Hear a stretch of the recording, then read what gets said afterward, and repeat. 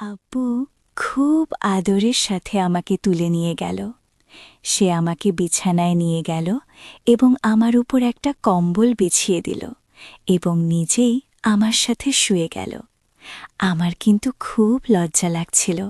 আমি ভাবছিলাম এখন কি করব, কিন্তু ততক্ষণেই আব্বু তার কাজ শুরু করে দিয়েছে। আমি বারবার বললাম, আব্বু আমি তোমার মেয়ে। বন্ধুরা, আমার একটাই ছোট পরিবার, আমার মামা আর আব্বু। আব্বু মদের দোকানে কাজ করে এবং তার দোকানটাও খুব ভালো চলে, তাই আমাদের বাড়িতে সব কিছু আছে। আমার গ্রামের বাড়ির সব ছেলে আমার জন্য পাগল, কারণ আমি খুব সুন্দরী আর কোমল মেয়ে। কিন্তু আমি যত সুন্দরী হই না কেন, আমিও সমানভাবে নিরীহ। রাতে ভেজা বিছানায় ঘুমাতে ভয় পেতাম, তাই আমি আমার মামার সাথে তার ঘরে ঘুমাই। বাবা সব সময় আমার মামাকে বলতেন যে এখন আমাদের মেয়ে বড় হয়ে গেছে, তার বিয়ে দেওয়া উচিত। এই কথা শুনে আমি লজ্জা পেতাম। ডিসেম্বরের একটা দীর্ঘ ঠান্ডা রাত ছিল। কাকা আর ভাই আমার চাচাতো ভাইদের বিয়েতে গিয়েছিলেন। তখন তারা আমার কাছেই ঘুমাচ্ছিলেন। কাকা ছাড়া আমার ঘুম আসছিল না এবং খুব ঠান্ডাও লাগছিল। আমি হিটার চালু করার কথা ভাবছিলাম, যাতে ঠান্ডা একটু কমে যায় এবং ঘরটাও গরম হয়। তাই আমি রান্নাঘরে গিয়ে একটা ম্যাচবক্স নিয়ে হিটার চালু করলাম। কিন্তু আমার ভাগ্য খারাপ ছিল যে রান্নাঘর থেকে ম্যাচবক্স তুলতে গিয়ে এক টুকরো তরকারি আমার গায়ে পড়ে গেল এবং তরকারি আমার জামা কাপড়ে পড়ল। খুব রেগে গিয়েছিলাম যে খুব ঠান্ডা আর সেই তরকারির ওপরেও আমার জামা কাপড়ে পড়ল। আমি ঘরে এসে হিটার চালু করে কাপড় শুকোতে শুরু করলাম, কিন্তু তরকারি আনা সুইরেও পড়ে গিয়েছিল, যার কারণে আমি খুব বিভ্রান্ত বোধ করছিলাম। আমি হিটারে পানি গরম করে স্নান করতে গেলাম। স্নান শেষ করে মনে পড়ল যে আমি অন্য কাপড় আনতে ভুলে গেছি। এখন একই তরকারির কাপড় আর পরা যাবে না, তাই আমি ওয়াশরুম থেকে বেরিয়ে এলাম। ততক্ষণে ঘরটা গরম হয়ে গেছে এবং আমার স্নান করার দরকার ছিল না। মনে হচ্ছিল যেন আমি একটা তন্দুর ছুঁয়েছি। তারপর আমি বুঝতে পারলাম যে আমি স্নান করে সরাসরি হিটারের পাশে বসেছি। কিন্তু এখন লাভ কি? আমি তাড়াতাড়ি উঠে চলে যেতে শুরু করলাম। তারপর আব্বু আমাকে থামিয়ে বললেন, আমি তো কারণ ছাড়াই বলিনি যে তুমি এখন প্রাপ্তবয়স্ক হয়ে গেছ।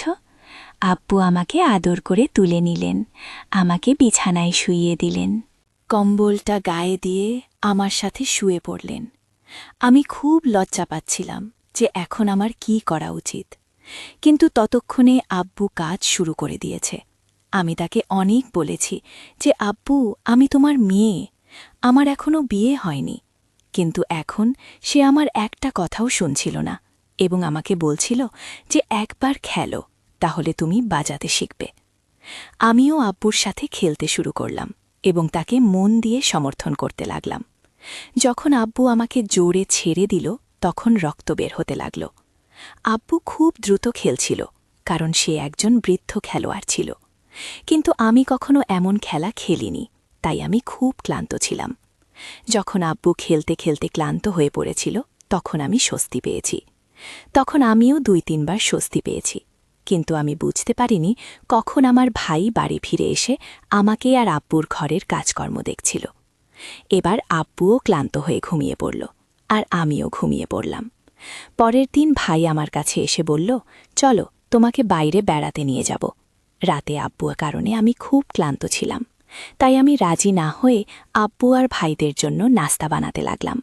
নাস্তার পর আব্বু দোকানে গেল। তখন ভাই আমাকে আলমারি থেকে আমার কাপড় বের করে শুকাতে বলল। আমি ভাইয়ের কাপড় বের করতে গেলাম। আলমারির কাছে ঝুঁকে পড়লে ভাই আমার কাঁধে হাত রাখল। আমি বললাম, ভাই তুমি কি করছো? তারপর ভাই বলল, আমি রাতে বাড়ি ফিরেছি এবং আব্বুর সাথে তুমি যেসব ঘরোয়া কাজ করেছ তা দেখেছি।